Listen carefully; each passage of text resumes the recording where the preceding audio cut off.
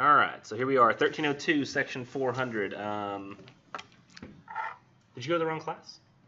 Huh? Did you go to the wrong For class? this? Yeah. Yeah, a couple. Oh, a couple? Okay. I was right. Because I saw you walk in the building, but I was like, I saw you walk down the first hall, and I was like, wait a second. I was like, oh, she's going to get a soda. But then I went, maybe not. Because it wasn't the direction of the soda machine. Sorry, I didn't mean to call you. Do try to remind me after class to. Oh, I can do that right now. I mean, I can always cut this part out, so it's not a big deal. We'll just get rid of that one. There we go. So that's everybody. I don't know if I've ever had that happen the first day. Every single person. I did mention I was recording, but that is just the camera points at me. I have a laptop camera here. It points directly at me, and it'll record the audio from the room, but you'll never be video recorded. So no worries there. I do that for two reasons. One, so there's just like a record of what I said, so I can go back and say, did I tell them this or not? Additionally, I try to post the better of the two videos that I do each week for 1302 onto YouTube under like a teacher account that I have, so that if you needed to go back and watch one because you missed it, or you're like, wait, what did he say in class, or how did he say to do the research paper, you can go back and watch and see. Either classes you've never seen before or ones that you just kind of want a refresher on. That's that. So first thing I'm going to do before I hand out the syllabus is pass around a class email list. All of you have automatically a Dragon Mail address that as long as you log into it, it gets set up, which I would suggest, because if you set up your Dragon Mail that's associated with us, and that's, by the way, that's how we send every single piece of information to you, like, hey, you haven't paid yet, or your financial aid, something we need. That all comes to your Dragon Mail address, not your personal email address, so definitely get that set up. But additionally, many of you might be used to using things like Google Docs, but it doesn't always interface well with everything you want to use. You can get, as a student, Microsoft Office for free as long as you have a school-related email address, and ours end with parisjc.edu, so you'll be able to get it, I think, for free, Microsoft Office. You just like Microsoft Office free for students on Google and click it, and it'll take you there. And as long as you've set up your email already, I think let you get it. It worked for me this summer as a teacher, so it should work for you as a student because it said student and teacher. But I want you to write down your personal email here, the one that you actually check, because probably none of you check your Dragon Mail on a regular basis. You're like, yeah, here we go, Dragon Mail check, it's going to be fun. But you do probably check your personal email. So print your name and then print as well as you can your email so that I don't have to figure out like what it says. Be nice if it was just readable. I'm going to start this on this side of the room. It's going to work its way to the back and try to pass it on the other side of the back and then make its way up to the front. So it should end up here with Dakota. Let's see. Next, I'm going to pass out, while y'all are passing that around, I'm going to pass out the syllabus. There is one correction I'm going to have all of you make because I forgot to include Thanksgiving in the calendar, which I think y'all want to do this year, right? No? Yes. All right, Thanksgiving's canceled. Calendar's got to find a different place to post it. That was easy. So you can always have Thanksgiving. You're welcome.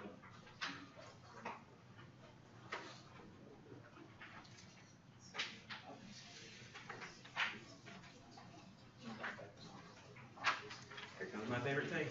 Didn't you go to another campus last semester? What went it? Weren't you going to another campus last semester? Another campus? Yeah. For what? I don't remember. Like maybe another class that I taught on another campus? No. There was a time where I may have had to go on occasion, but I had so few students in the class on the other campus that I didn't end up having to go. Instead, with the camera to the other class? Yeah, it was the ITV class that I ITV'd at Silver Springs. I'm still doing it this semester, but there's only 2 in it right now, and It's too few. yeah. And like last semester, the students in Silver Springs, they didn't ever. It was only one day. I think they both came at the same time. So if I showed up, I mean, they might or might not be there that day. So And they might be due credit. I mean, that wouldn't be an issue. I'd always show up for that. So they won't come every single day. Maybe. Yeah. Let's see. So The verbal correction I want to make real quick. We're not going to talk about the syllabus at all yet until we make this verbal correction.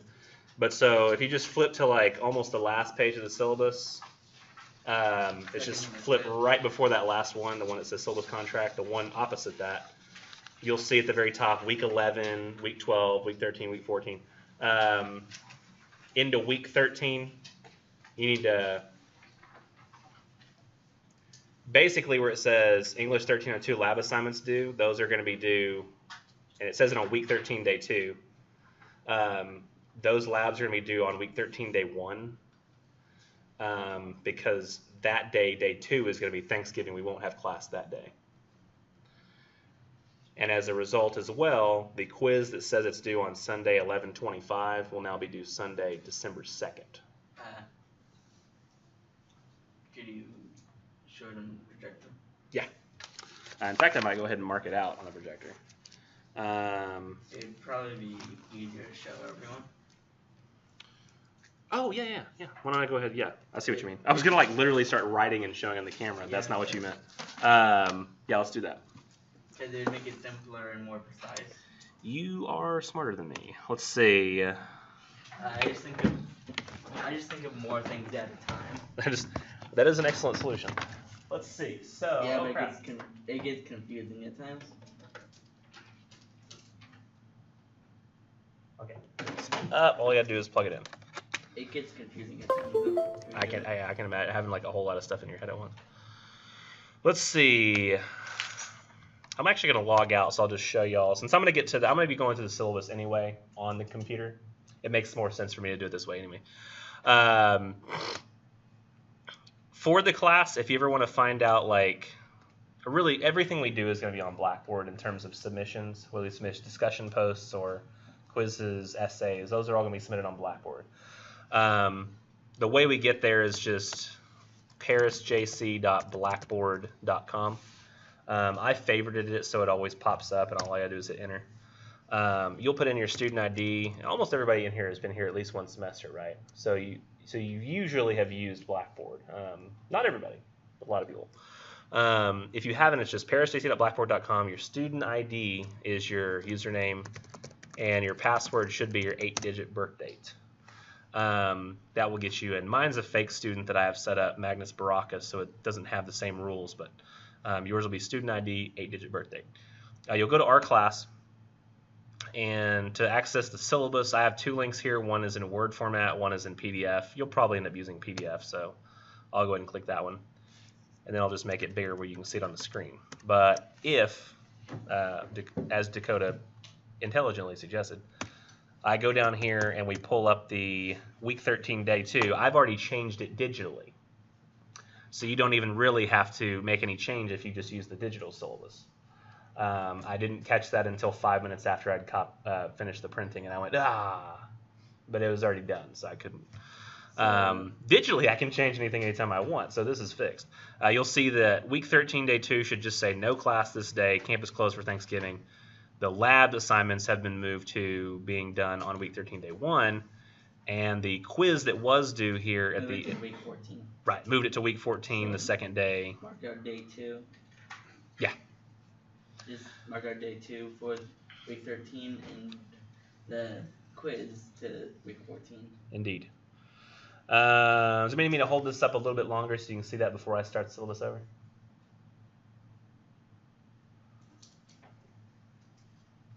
I'm going to go ahead and go to the top after I get done seeing people squint. Usually squinting means you're still looking at something. Why, isn't the week usually completely taken up? No. In our particular campus, in high schools, yes, fall breaks generally will last and include Thanksgiving and the day before. Here, we don't have a full fall break. It's just we all come Monday, Tuesday, but Wednesday, Thursday, Friday, you're gone for Thanksgiving. Let me go to the top here. So you'll see a lot of in the calendar part of the syllabus, the color coding is really, really useful. So I suggest always using the digital form of the syllabus, and if you don't want to use the whole syllabus, if you're just interested in using the calendar, I have the calendar of all the events in the class listed here, just beneath the syllabus link.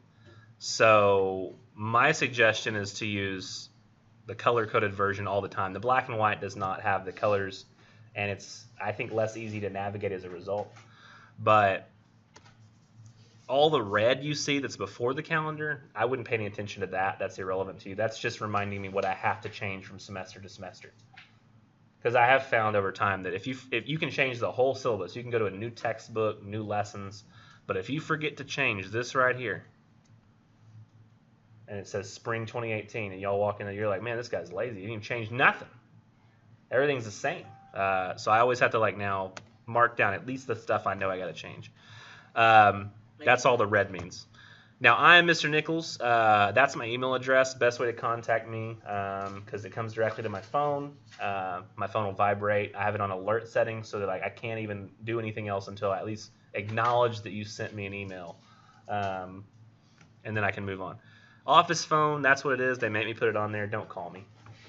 That's the best, most honest answer I can give you for that is I have to put it on there, but I'm really bad on the phone. I'm not great at checking voicemails. Don't know what it is. I think it's because I'm not good at remembering things I've heard, so an entire conversation that happens without being able to see lips move or face expressions just really kills me. So email's the best. Our website, again, is Blackboard. There's the full link there. My office hours and my class hours are all right here. Most teachers, I think, on the syllabus put what class that time meets, but I know you already know that because you're here.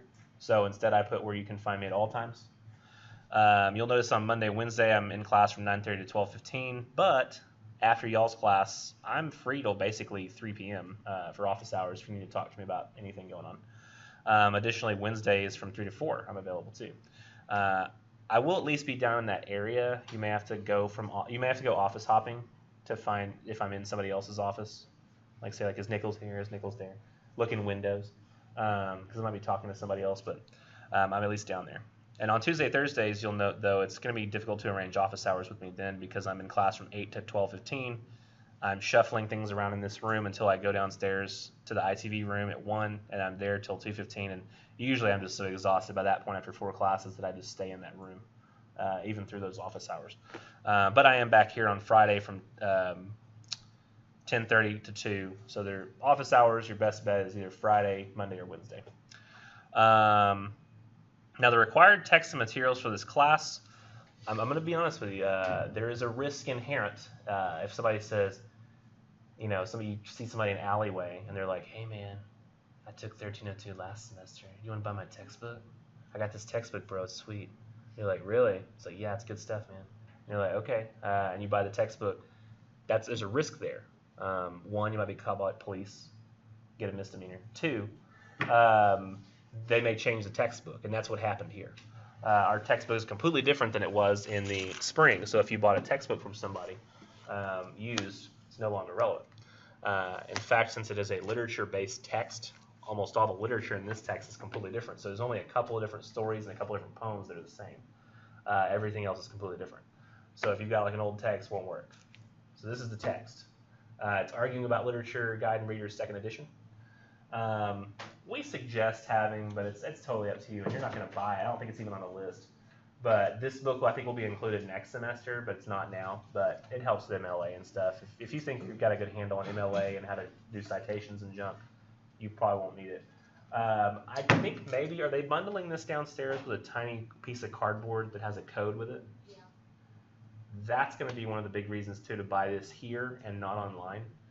I don't know how much the code is as a standalone, but if you go like, oh man, I'll just buy this on Amazon where it's cheaper. One, I think the textbook honors Amazon pricing, so if you bring a printout with the Amazon brand new price, they'll give you that price. The only issue is here they'll bundle it with the code. I don't know if they do that on Amazon. And you can get that code, and it's going to be needed for all of our labs we do. Anybody who took over 1301 remembers that there were labs in the class that you just did all on Blackboard. Here, same deal. The problem is now it's associated with a software package called Launchpad. And the labs are way better. I've already looked at them. Because the other ones we made all of ourselves, all the English faculty. And I'm sorry, but when there's a team of like 5 local people who tend to love teaching in the classroom, not so much making tests, and they all make their own lab system, versus people who their living is made in making textbooks and they work closely and have a whole team of people work just on making assessment software, they're going to be a little bit better at it because that's their whole job. So that's how we're doing the labs this semester. We'll get to how those work in a minute. But this is the textbook. That's the little code. Any questions about that before I move on to other stuff? I wouldn't suggest renting for that reason because I think if you buy the thing, if you rent it and then have to buy the code, it may actually still end up costing more than if you just bought it new. And If I were you, I'd work with the prices and look around, shop around before you verify what I said. Yeah. So did you say we should buy it or not worry about buying it? This is remember the patterns textbook where we didn't do a whole lot from the patterns textbook. Like it was most of my instruction covered the patterns textbook. That's not possible here because most of what you're reading here is stories and poems. And the only way you'll find many of them is in this book. Some of them are available online, but many of the ones that are in here, y'all know what It's more reliable. public domain is? Y'all ever heard of public domain? You know, things like Emily Dickinson, she wrote so long ago that all her stuff is in the public domain. Anybody can publish it who wants to. But a lot of stuff like Hemingway died in the 60s, and America is pretty stingy with copyrights. So ours lasts for 70 years after death. So we can't utilize Hemingway for free until 2033. Or maybe 2031. I don't remember exactly when he died. It's like 61 through 63, something like that. But as a result, you're not going to find it online posted for free really anywhere, most of the readings. I think you'd have to have this. Are there other questions about that?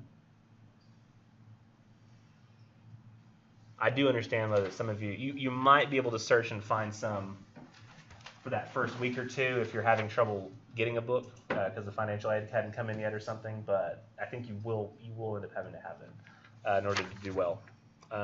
Anybody else on this email list? Okay. Nobody missed the email? All right. Now let's move on to, if I give you handouts, keep them. Make sure you have a pen with you every day in case we turn in something by hand. Have access to a computer. It's needed for Blackboard, also email. You might need a printer later for peer review, but that's going to be the only day. We're not printing anything really with any regularity. Make sure you save all your papers on a USB drive or some cloud service. If you don't save your papers, pretty foolish. Let's be real. Most software these days has some sort of cloud functionality to it or recovery function. So generally the "my computer crashed" excuse doesn't work with me. That just means that you were bad at school. If you didn't have like something set up to back up your papers, emailing it to yourself, anything. Questions? Now here's the purpose of the class. I don't know if anybody wants to go over that or the catalog description, what we do in the foundational component area communication. Our core objectives for the core curriculum or the English program level or the course itself. Usually people don't care about that. They just usually go, well, I have to have this class, so let's move on. So that's what we'll do. If you want to go back and read that, you can, but I figure people would just want to know, like, what's the grading policies? That's more important to people usually. So I have it broken down to percentages and a point system. So you can kind of calculate your grade on the fly whenever you want. In-class discussion participation is 5%. Our discussion posts on Blackboard, that's new for those of you who had me for 1301, 10%. Quizzes are worth 10%, and those are over the readings. The labs that I mentioned, where it's using that software, those are worth 15%. That is the minimum allowed to charge for it. Something to know about the labs is that the Launchpad software, all you have to do is a thing called Learning Curve. That's the quizzes, kind of like last semester if y'all had me for 1301 or whatever 1301 you did have. The teacher probably had to have you do those labs, but all you had to do were the graded quizzes. Now all you have to do is the Learning Curve. And they're set up really well where if you're paying attention and trying, you get like 25 points. Anybody do Launchpad in another class like psychology or something? No? Well, the way it's set up is if you get questions right constantly, you get more points for them. If you randomly guess and you're getting things wrong a lot, then you get less points for them. So that if you're just randomly clicking, you might get on occasion, your points are probably going to look like 0, 1, 0, 1, 1, 0, 0, 0, 0, 1, 0, 1, 1. Occasionally you'll get one right and it'll give you 1 point for it. But if you're constantly answering a string of questions correctly, you get like 25 points a question. So if you're having to do like, you do better. 300 points, that's only 12 questions if you're getting them all right. But if you do them all wrong, then it might take you 300 to 400 questions, which is going to take you forever. Basically, the better you do, the less effort. Yeah, basically, the more you care and try, the less effort, yeah. Now, with the census analysis essays, those are very easy. You'll notice there are 3 of them, one over fiction, one over drama, and one over poetry. Each one of them is 5% apiece. That adds up to 15%. There's a critical evaluation essay, which essentially that's like a close look at some literary element or quote from the text, and that's worth 10%. The proposal for the research paper and the presentation related to the research paper were 10%.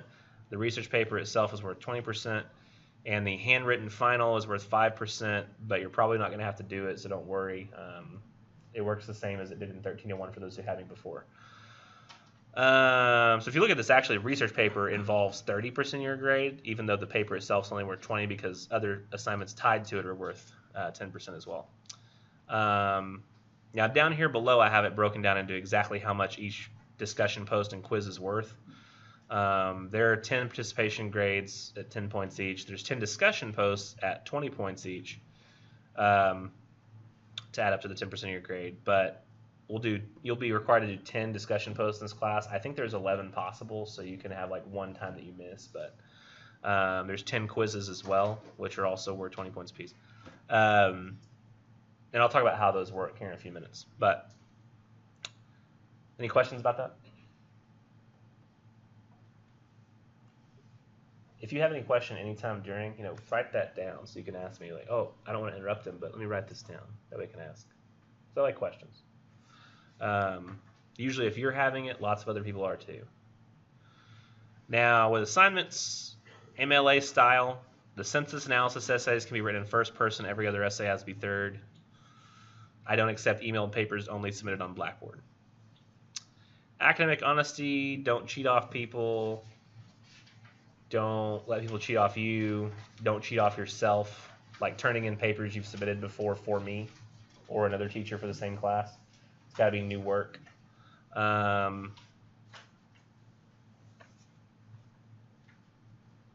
Remember, there is a risk inherent if somebody says, man, I'm having trouble with this paper. And you're like, oh, I can just show you mine. Oh, cool. Can you email it to me? Sure. Very possible they'll turn that paper in. And then I don't know who did it first, because you might have sent him a draft, and then he ends up turning it as his final paper, and then he's turned it in before you have. You're like, oh, my gosh. So just do your own work. It's a bit easier. Attendance, you get 4 absences. After that, I'll knock you down a letter grade past 4. I count you absent if you're gone for 15 total minutes at a class meeting. Think about like when you go to the movies. If you miss the first 15 minutes of the movie, you might not understand what's happening for the rest. Imagine if you missed the first 15 minutes of A Quiet Place. And you're like, why is everybody so sad all the time? Why do they keep zooming in on this photo? It doesn't make any sense. And then later you feel like, what happened? I missed that. Teaching works the same way. If you miss 15 minutes of a class, you might miss the main part of the lesson and the rest of the class that we're just talking about it. So try to be here on time and for the whole thing. If you're late every day, I'll start writing down that you're late. But if you're just late one time, I tend not to be a huge stickler on that. And the first day, I don't really worry about because I know people are trying to find classrooms and stuff. This semester, we are reporting attendance every single day to my PJC. And then administrators, of course, and advisors at the school will have access to that. So they'll know if you haven't been coming. So it's something else to be aware of. Now, if you have an excused absence, like if you're going for a ball game or some PJC-related event, I'm not going to count those against you. Additionally, I have this flexibility paragraph below that says that I mean, sure, you might have already missed 3 classes, and then say your car breaks down and you have to miss like 4 weeks, so you miss 8 more classes. But as long as you keep up with your work and you say, Nichols, my car broke down, what do I do? And I'll say just keep up with the work, make sure you're doing everything online. And once you get back to class, so just start up like you were before. And I've had somebody do that before, literally that same scenario with the car breaking down, and she managed to get an A in the course despite missing a whole bunch of it because she kept me informed, she got stuff in, and didn't really miss out on any of the class. She was watching the videos, I hope. So never just think, oh, I missed 5 days, I got to quit the class. Always try to succeed to the best of your ability. Questions about that? Questions about other things that I don't feel like you need to ask yet? Okay. Let's just keep moving. Would it help? Would you be more willing to ask questions if I told you no matter what, we'll be here all the way to 12:15 today? Like, no, you thinking, oh, I won't ask a question because then we'll leave faster. That's not going to happen. I find a way to, right, everybody's had me before. I find a way to fill all that time. Is that correct? Is that an accurate assessment of my time management skill? Huh? That's where all the side stories come from. No, the side stories come from you guys distracting me. That's where that all comes from. And I just go like, do I have time for this side story? Do I not? But I just want to let you know, like, if you just always expect 12:15 every day, you probably won't be disappointed. But think about all the teachers you had already, right? Let you out in like 25 minutes every day that they keep you for 35 minutes. You're gonna be pissed, right? You'll be like, damn it, that first day, 25 minutes. Why are we still here? Not me. You'll be like 12:10 one day. I let you out. You're like, holy shit, this is awesome. I go get lunch. Maybe go work out. This is amazing. So just so you know what to expect. Still no questions? Yes. About the written work and Mhm. stuff, does it matter what size like the piece of paper is? I generally prefer that you set your like Microsoft Word or Google Docs up for standard letter size, which would be like 8.5 by 11, Okay. with 1-inch page margins. Okay. So So like MLA format? yes, MLA format's the best. Okay. That's what I would prefer. And I have a heavy preference for Times New Roman font 12 point, not Arial. Definitely not Comic Sans. But that's what I prefer. Yeah? What did you say, Times what? Times New Roman. It's not the default font for Word. The default font for Word, I don't know why, is Calibri, which is not great. So Times New Roman 12-point font. And it's in the this section of the syllabus under where it says assignments and exercises conditions. It says Times New Roman 12-point font, 1-inch page margins, heading, title, page numbers on all but the first page, MLA style. With the discussion post that I'll have you do, just whatever the default font is for Blackboard, that's what I want. Thank you for the formatting question. I should have covered that in more detail. Are we doing in-class, like if we do in-class papers? Never will happen. Okay, never will. Yeah. Yeah, with in-class papers, that's not anything you'll have to worry about, so we don't write those, because I hate reading handwriting. So there's only like a couple times a semester where I even have us writing anything. One is today. Other questions? Let's go. Here we go. Now withdrawal, so if you stop coming, I'm not going to drop you. You'll be kept on the roll given a grade of F. So make sure if you want to be withdrawn from the course, you communicate that to the college. The last date to withdraw is November 15th. So if you're thinking November 14th, man, this class sucks, I got to get out of here, then that's when you would go, is before November 15th. Because November 16th, you're just sort of up poop creek without a oar. What is it? It doesn't matter. Email response time. So I respond to emails in generally 24 hours. There might be days when it takes me 2 days because it's so busy with grading and stuff. But Monday through Thursday, generally 24 hours. Emails sent Friday to Sunday, though. I wouldn't expect an answer till Monday.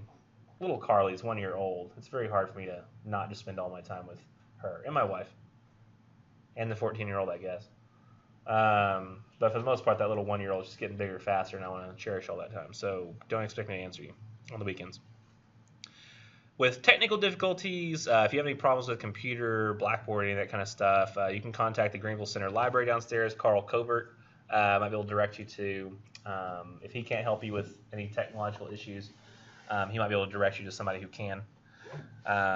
With our computer requirements, we do require you have a computer manufactured in the last 5 years. I don't even see if you've got a computer that you bought at Walmart more than 5 years ago. I don't see how it's still running. Especially like if it's you're using it for anything like the internet. I don't even see how it'd be usable because everything's changed so much since then. Need to have access to Word, PowerPoint, Excel, or some other specialized software. Probably for most classes. Did I already mention you can get Word for free? I did? Okay. Disruptive behavior, hopefully this is not an issue, but if you're disrupting class regularly, and I'm talking about a way that's usually like dangerous to others or like it's very difficult for them to, you know, like yelling at somebody, like we'll have to remove you from the course. But if you're being disrupted by a student, email me, let me know. I'll try to have a discussion with that student. That goes for not just if they're being belligerent in class, but things like cell phones, like if they're constantly on it, it's distracting you, let me know.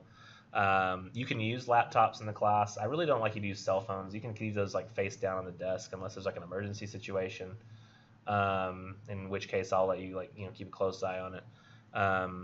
But try not to be on it like, you know, all the time. With laptops, you can be on those and take notes on them in class. I was a student in school where I had to take notes in class because did I mention already that I can't remember what I've heard? So the way I got around that was I just typed everything that I could hear a teacher say, and I would later go back and read it. It's my way of getting around it. So I understand that some of you will need to type notes and things like that.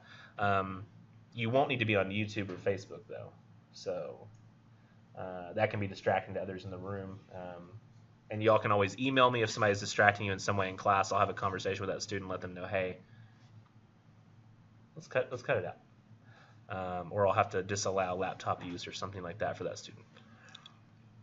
Other questions? Keep in mind too, if you're on your cell phone every day and I can tell and you're just hanging out and having fun, you're laughing at points in the lecture where you shouldn't be. You know, I said like, you know, it's a terrible tragedy that just happened. You're like, I'm like, what? Come on. You're looking at memes or something.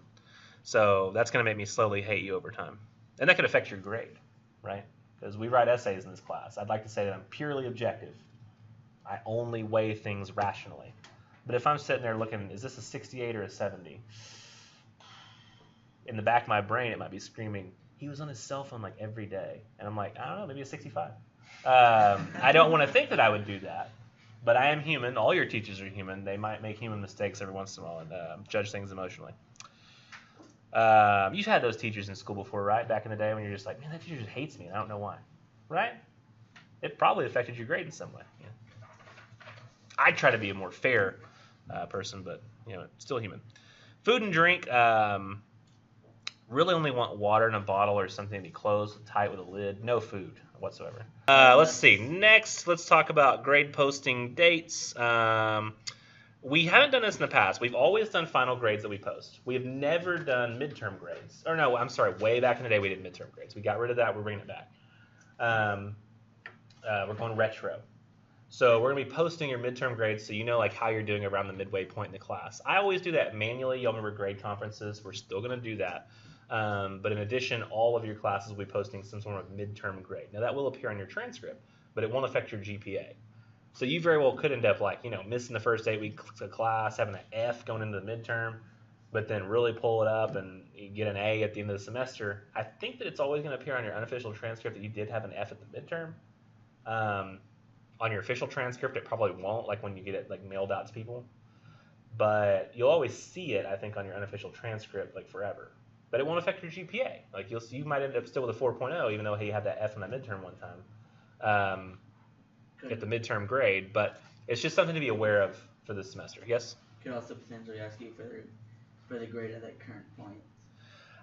The only things we are posting are midterm grade and final grade. I don't think there's any other like grade at that point grades. I mean, if we directly ask you. I can't really give you an idea of a grade at every single point in the class. Like I can tell you like based. No, I meant if we personally ask you. No, I can't. There's only 2 times this semester where I can give you an exact grade, and that's grade conference 1 and grade conference 2. And at the very, very end, I can do that as well. Other than that, I can't tell you, like, how am I doing? Like, that's something you'll have to calculate, like, on your own manually.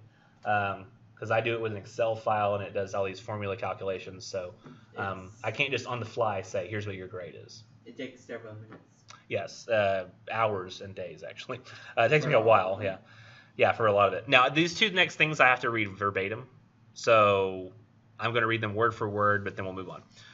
Now, related statements. As an open-door community college, Paris Junior College provides a comprehensive experience meeting the educational and cultural needs of all students and citizens of Paris and the service area. It's assumed that all students in this class will have received a high school diploma or a GED at 4. Instruction will be at the high school level or above, including both difficulty and maturity. So even if you're a dual credit student, you're currently enrolled in high school and college, I'm going to assume that you've got a degree, a high school degree, and we'll teach that in that way. Additionally, some of the literature has mature themes, and so you be prepared for that. Now, the ADA statement, American Disabilities Act is, I believe, what that stands for. Services for students with disabilities are coordinated by the Counseling and Advising Center at the Paris campus. Services include arrangements for accommodations, counseling, and services to allow equal access to education opportunities for students with disabilities. Students must request services by providing a letter of verification of disability, must complete an interview with the Counseling and Advising Center counselor or advisor. Reasonable accommodation requests of documentation may be subject to review by the ADA committee. To provide appropriate planning and scheduling, students must submit their requests at least 2 weeks before accommodations are needed. For scheduling and for interpreters, available modified equipment, and large text and/or books on tape, please allow 4 to 6 weeks. For more information, contact Counseling and Advising at 903-782-0426 at the Paris campus, and students are encouraged to seek assistance in advance at the beginning of the semester in which accommodations are requested. If you had accommodations in high school, this probably does apply to you, even if you never had accommodations before, but you've always had like something in the way of your ability to learn. The common ones people know, like dyslexia, dyscalculia, dysgraphia, like handwriting, even test anxiety can be considered forms of this. So if you've been tested for that before, you'd like to go through the process of being tested, you can talk to them and see how all that works. I don't know all the particulars, but let them know if you feel like you need something to help you succeed better. Let's see. Now, what to expect from this course. The only thing I haven't really gone over in detail is the Blackboard discussion posts and the quizzes. Let's do quizzes first, even though it's lower. It's just reading quizzes over the stuff we read. That's why I'm going over that first. It's easier to say. But discussion posts. I really think what I want to do is... Oh, no. We have to do it next class because we'll have something to talk about. Essentially what you do is every single week, or not every week. There are times you'll see on the calendar later, there are breaks that we have where we don't do it, like 1 or 2 or 3 or 4 weeks.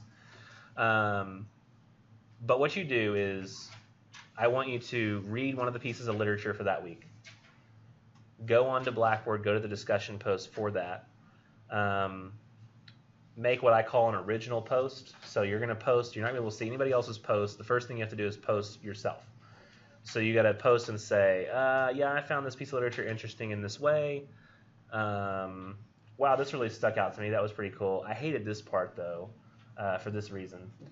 And after about 100 words, which is a small paragraph, maybe like 3 or 4 sentences, you're done with your original reply. After that, once you post yours, it'll let you see everybody else's. And then you'll go to reply to 2 other people about their posts. Might be on the same literature, might be on different literature. So every time you're going to be doing an original post and 2 replies. If you don't do all 3, it won't show me that you've done anything. So you have to do all 3 for it to unlock it for grading. Let me see. A comparison here is the synthesis analysis paragraph below is around the correct length for an original post. It's about 100 words long. So this paragraph here is about how long your original post will need to be on the literature. And about half that is the replies. So it's kind of like you're writing, once a week about 2 of these little paragraphs. And it's more informal style. I'll show you tomorrow in more detail. Not tomorrow, Wednesday. So you can see exactly how that works. But it's not going to be too difficult. Generally, people say it's, other than the fact that you have to do it and remember to do it every week, it's probably the easiest thing we do in class. Let's see, I already talked about quizzes, in-class discussion, just participate. Labs are done on Launchpad. The census analysis essays I'll be assigning next time, so I can talk about that in more detail then. Critical evaluation essay, talk about that in more detail when it comes. The research paper, I may mention this just real quick. Because once you start reading the literature, it's good to know that this is coming. I essentially want you to relate the themes of the literature you're reading to real things going on in the real world. Let's see, what's a piece of literature we lost this semester that we're not going to have again? Oh, this is perfect. There's a story called Minister's Black Veil, which we aren't reading anymore, so it's a great example to use. But it's about a preacher who suddenly shows up one day, he's wearing a veil for no reason. Everybody's like, why is he wearing this veil? What did he do wrong? Did he commit adultery? Did he murder somebody? What's up? And then on his deathbed, he wears it all the way till his deathbed. His wife leaves him everything. Or no, it's not his wife. It's like his fiance. And he says, you all look at me and see a veil, but I look out of my veil and I see on all of your faces a veil. Because like perspective, he's got the veil here, but he sees it's on everybody. So it's really like a hypocrisy lesson. Like preachers saying, you're the ones who are wearing the veils. You're the ones holding secrets. And they're like, oh, took you like 40 years, but I get it. And so he compared that to you ever heard of the Westboro Baptist Church? There were these people who would go to funerals for the military and hold up signs that said God hates fags, so that they could protest gays being able to be in the military with the don't ask, don't tell policy. Makes perfect sense, right? And these are people like funerals that weren't for gay people. They were just funerals for straight military guys. That people would come up and say, God hates fags. Right? Weird. And so he said, well, the hypocritical people in that story are like the Westboro Baptist Church, who are hypocrites, who say, God is love, let's do, yet they aren't paying attention to their own teachings. So it's kind of like that. You're trying to find some real world situation that you could look at what's happening in the story thematically, and while they're two very, very different things, like one's people yelling at funerals, God hates fags. One's like people who are looking at a dude with a veil on his face. But they're very similar. So what you're trying to do is like look out for things happening in the real world that are going on, and look at what's going on in the literature and what it means, to try to think of like how you could relate the two. And if you know that's coming now, it gives you kind of like, now you're going to go into every reading going, okay, what can I be looking for? How can I relate this? What was an easy one last semester? There was one about a girl who had a birthmark on her face that her husband wanted to get rid of. He's like, you'd be perfect. You'd be super duper 100% hot if you could just get that birthmark off your face. So he tries real hard to get it off her face. He's a scientist. He manages to successfully get it off, but it kills her. Oops. People related that to getting cosmetic surgery or domestic abuse, people staying with people who are bad for them.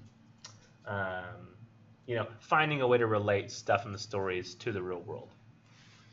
Is that clear? Any other questions about that or other things that I sped through? No? Yes? Can I, later, after class, can I ask more in depth? I have a hard time hearing and I sat in the back. Yeah, sure, that's fine. Yeah, you can ask me anything you want after class. Okay. I can try to remember slowly to ramp up the volume of my voice. Okay. Today. I can sit, in the future I can sit further in the front, but okay. That was my fault for not, anyway, yeah.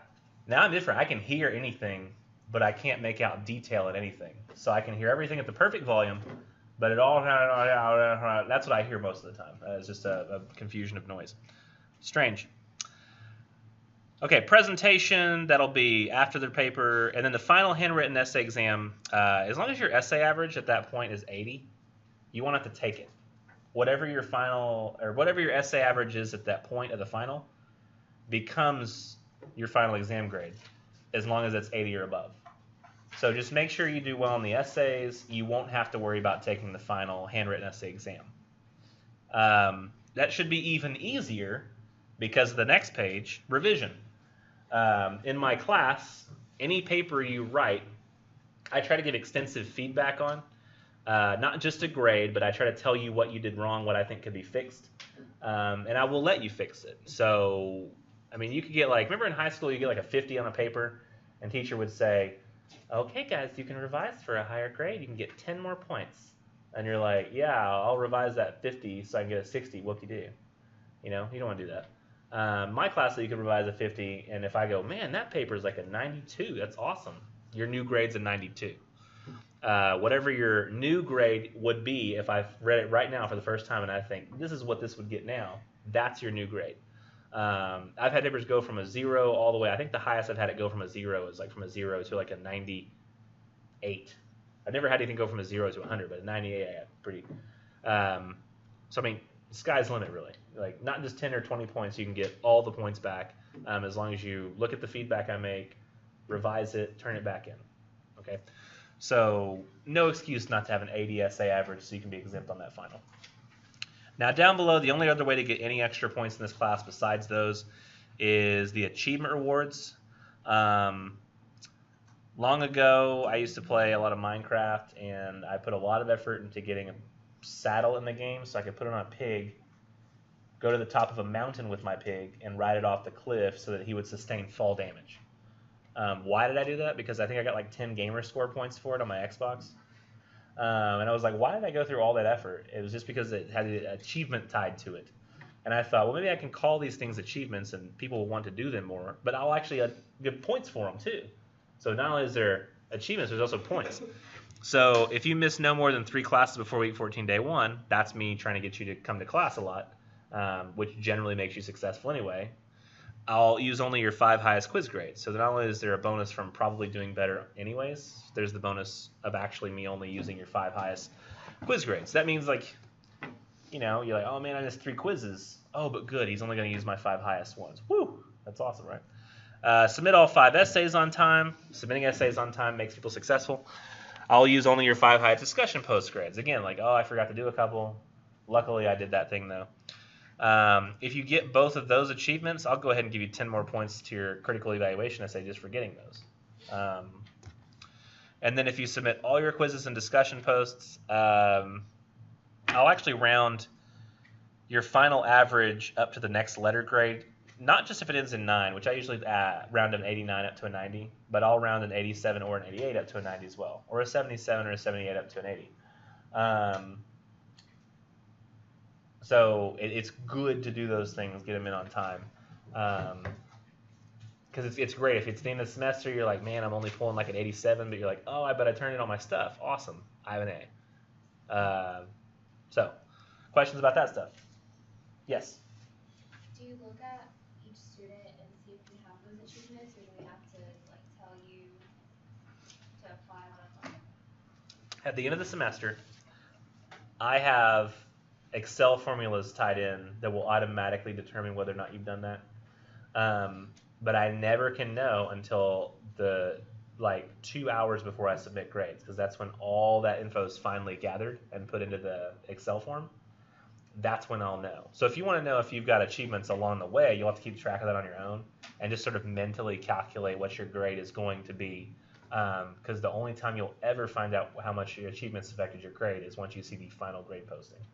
Neither one of my grade conferences will show you how those achievements will have affected your grade at that point. So it's risky a little bit relying on your knowledge of whether or not you've got those achievements, but it definitely can be done. I'll just never have a moment where I tell you, yes, you've got them, or no, you don't. Excellent question. Others? Let's move on to course updates communication. Sign up for Dragon alerts in case there's like some weather issue or, heaven forbid, a school shooting of any kind. Cancel classes. If I cancel classes, I'll mass email through Blackboard. Make sure you have an email that's, appropriate, because one day you're going to be using this to apply for a job. Yeah, it looks like almost everybody has some sort of name thing, so that's good. QR codes. I have those peppered throughout the syllabus. I don't know if Android camera app does this now, but the iPhone camera app, when you now just point it at a QR code, those weird pixelated square things, it'll open the link associated just with your camera app. And if you need to contact me, always, I said email. Here's a list of other QR codes. Like, for example, this semester I've added one. I've changed this one to My PJC, and now there's an iPhone app called PJC Connect that'll relate to your My PJC, and I've added a QR code for that. Now keep in mind, you may have to delete a few photos. I think the app is 87 megs for some reason. So you have to delete some photos and a video in order to get it on your phone, right? Because most of our phones are full, usually. Calendar of classes. It's all color-coded, so I suggest using this. And probably you're mostly going to use this one because it's right here on the main page of Blackboard. But all the writings that are in blue are things you must read. So it's different than 1301 where those were optional readings, the ones in blue. These you must read. You just can't do any of the discussion posts or essays over them. So for example, reading process and what is argument, you can't write an essay over what is argument.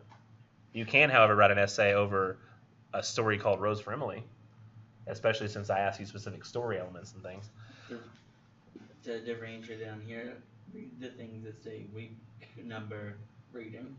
Yeah, and I'll get to that. Yeah, definitely you have to read those as well. But so you see, like today, I haven't broke it down all into like week number and day number. Our class is Monday, Wednesday, so we'll always be the first day will be Monday, and that second day will be Thursday. So we meet on only Monday, Wednesdays. So our two dates for this week are 8/27 and 8/29, not 8/27 and 8/30. So if you want to know what's the exact date for that week on these 2 days, well, week 1, day 1 is the first day, 8/27. Week 1, day 2 is the second day, so 8/29. The reason is from semester to semester, those designations are consistent. So if I know that right now, I know that on week 8, day 2, I'm assigning the research paper. I don't know what date that is. So if I go down here, I can just go, well, week 8, day 2 in this class, it's not 10/15 because that's Monday, it's 10/17. That's the day I'll be assigning the research paper. That's why I speak it in those terms, because those are consistent from semester to semester.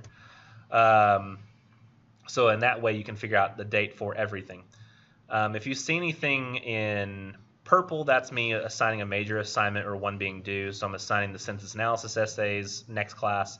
The first one's due week 3, day 1, basically 2 Mondays from today. They're very easy, so I wouldn't worry about it. I didn't know I had Steam open. Assign critical evaluation essay on week 3, day 2, and then that's due week 5, day 2. The next essay is the second census analysis due week 7, day 2. Then I assign the research. Then you propose the research to me on week 10, day 2. The third census analysis due week 11, day 2. The research paper is due week 12, day 2.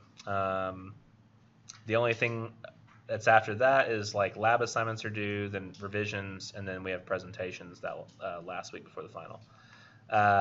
Now the other colors, I have this set up color-coded in this way because I consider it to be like a stoplight style format. Red always means stop, green means go, yellow means slow down.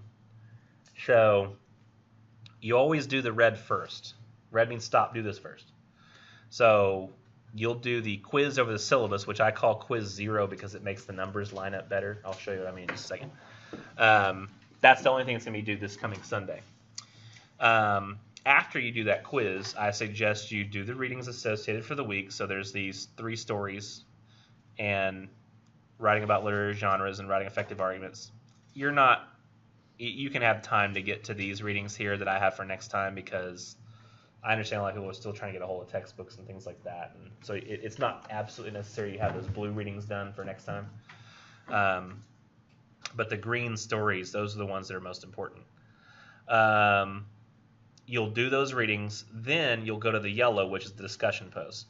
So now that I've read it, I'm going to go do a discussion post about it. Every time I do a discussion post, we do the discussion post before we've ever talked about it in class. The reason I want us doing that is because essentially I want you developing your opinion on the literature before you arrive to the class and I tell you what I think. Because for whatever reason, students just, once I say something, that's all they think. You know, like if I tell you, here's what the poem means to me, you're like, this is also what it means to me. But I want to know what you think so that you develop an opinion. Then you use my opinion to sort of think about where in the middle of that you want to sit. Or if you're fully on your own side still, and I'm an idiot, or you think, oh man, he's right, I'm wrong, or it's kind of somewhere in the middle. That's what I really think is interesting about literature is you can develop an opinion on it. And so I have you do the discussion post before we ever talk about it in class, right after you've read it. Then in class the next week we do talking about it, and then you do the quiz over it for the following weekend. My suggestion is always do the quiz before you ever read the next one because you'll get them confused. So you do the quiz, then the next time you do the next readings, then you do the next discussion post. We talk about that the next week. Then you do the next quiz. But you'll never be doing a quiz and discussion post about the same thing at the same time. The quiz will always be over the stuff we've already talked about in class. Discussion post will be about the stuff we haven't yet talked about in class. That's kind of how to remember it. Questions about that? Is that super confusing? Once you've done it like 2 weeks, it's like you're used to it. You're like, oh, got it. Easy. Let's see. And then we keep trucking along like that for a while. We're doing stories. There's going to be a couple of times, and it's just in the last week, where I have you click a link. You can't click it here, but let's say if we go to the discussion post section, I've got them all set up where they're clickable links here.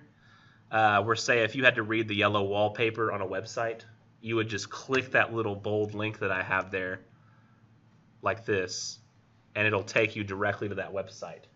But for the most part, though, all the readings are in the book.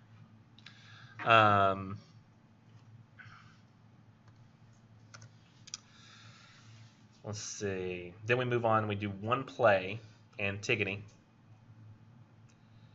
And then poetry is the rest of the stuff. So there's one poem that you have to read online. The rest are in the book. And then we get down to Dickinson, and I have a couple of other Dickinson poems I want you to read that are in the book, and a couple of other Frost poems. And then we kind of close out the class after that with one more poem. This will be the hardest one we read all semester. We don't have class on Thanksgiving. I did not mark out class, though, for Labor Day. We don't have class on Labor Day. But I didn't mark it out because the Tuesday, Thursday classes do have class on Tuesday. Whereas on Thanksgiving week, nobody has class on that second day. So keep in mind, we're not going to be here next Monday, so don't show up. Don't be like, oh my gosh, I can't get in. I'm going to go crawl up to that broken window. Don't do that. Stay home. On Labor Day only. Other questions? We get down to the research presentations. After that, we just have a final exam. You're probably not going to have to come for that because you'll have that 80 essay average, right? Yeah, you will. After that, we just have the syllabus contract assigned that basically is an acknowledgement form that says you got the syllabus. But I've also got some quiz questions on there to kind of remind you of some stuff. When are we supposed to complete discussion posts? The Sunday before we've talked about the readings in class, the same day we talk about the readings, or the Sunday after we talk about the readings? Yeah, discussion posts are always a Sunday before we talk about the readings in class. So you develop your own opinion on it before you hear me what I have to say. And the quizzes, are they the Sunday before we talk about them, same day, or Sunday after we talk about them? Sunday after. Because discussion posts are Sunday before we talked about them. Quizzes are always the Sunday after we talked about them. Because I can't quiz you on it before we've made sure we've all, discussed it thoroughly. And if you revise, how many points can you earn back? 10, 20, or all of them? All of them, that's right. And now the research paper directly affects 20, 25, or 30% of the total class grade. 30, that is my trick question, but y'all got it right. Because the paper itself is only worth 20, but presentation, everything. 10. Yeah, everything related to it, extra 10. You'll print your name in that next box. You'll sign it and date it below. You'll print your name again. You don't necessarily have to print your name again as long as it says Mr. Nichols I and it's printed there. I don't need it printed yet again. You can just sign it down below. And you'll rip that last page off your syllabus and you'll pass them toward the center. While you're doing that, Here you go. thank you. I'll come grab it. While you're doing that, I'm going to pass out one more thing that I would like you all to do. That's an info sheet, so I got a little bit more about you. If you've done this for me before, do it again. Because likely your answers will have changed, and I've changed some of the questions too. So.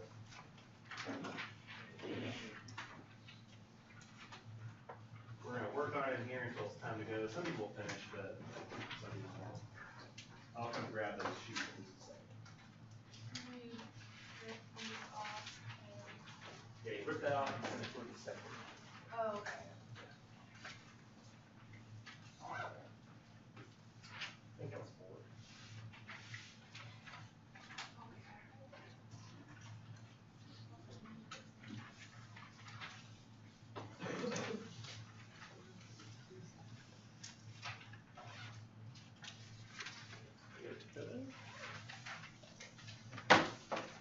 now I'm going to come grab the syllabus contracts.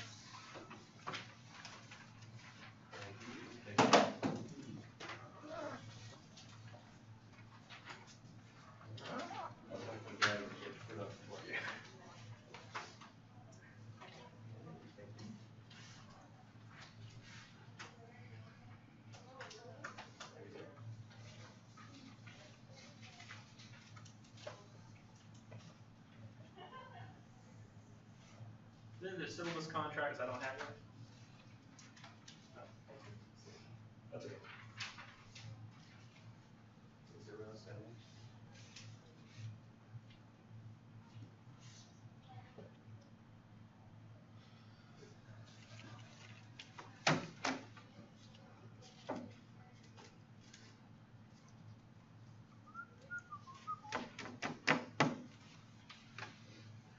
There's only a couple of areas on this form I think I gotta mention stuff.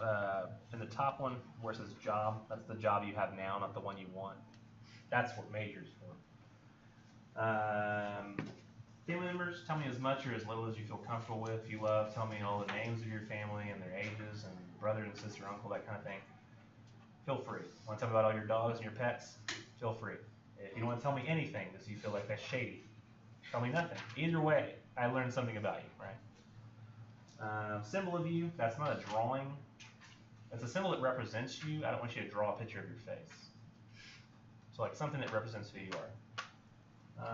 How I describe my writing, that's your ability to put words together to create meaning, not your handwriting. Don't say sloppy, or I don't like my T's. I think the rest is self-explanatory, except the bottom right box on the back side, which is you circle the one you prefer of the things that are in the list. So like Facebook or Twitter, Instagram or Snapchat, Cowboys or not the Cowboys, so on and so forth. And some of it you're picking between three, like burgers or pizza or sushi. Or no, I'm sorry, burgers or sushi or tacos. Big difference. Yeah.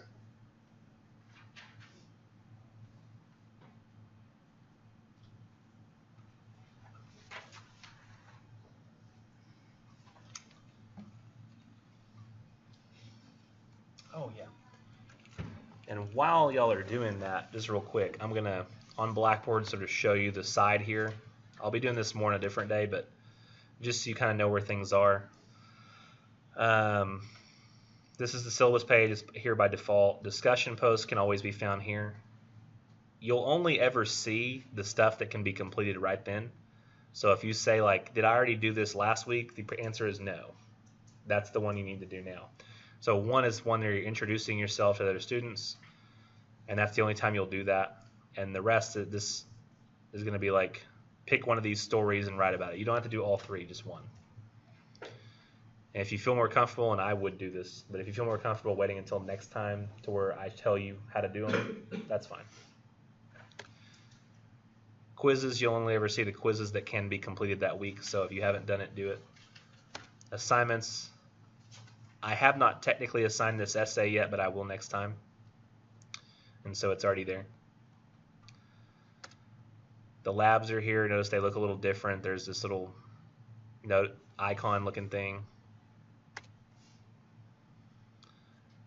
I heard one teacher tell me that it's possible the videos don't yet work. Oh yeah, I'm going in as my student. They're not going to work anyway because I don't have a code. So I'm not going to show you that right now. But anyways, all I really need you to do is the learning curves down at the bottom. So if you want to go straight to that, that's fine.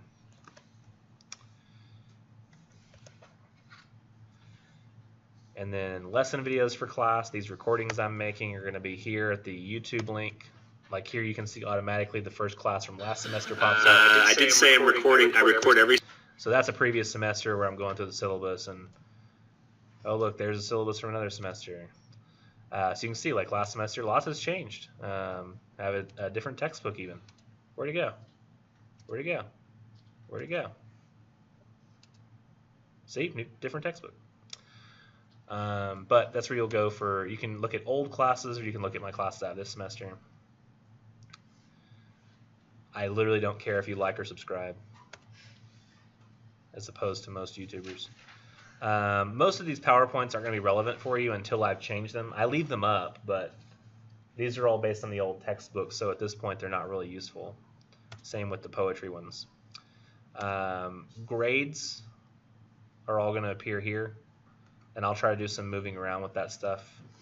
I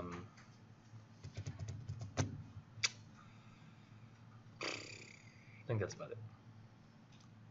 Now we are at this point out of time. If you want to stick around and keep writing on that thing, you're totally welcome to. I'll probably be sitting here for a little bit. If you want to take it with you, though, and finish it at home, you can. I will warn you, this is the assignment of the entire semester that is most commonly never gets back to me. And people lose an entire point in the class for it based on percentage. So, 1%. yeah, it's 1% of the whole class. Something else, 9%, everything else Yeah. might be 99. If you're in a situation later and you're like, wow, if I can round up to an 87, I get an A, but you're at an 86, it's going to be because of this sheet. So make sure you do bring that back. Y'all have a great day.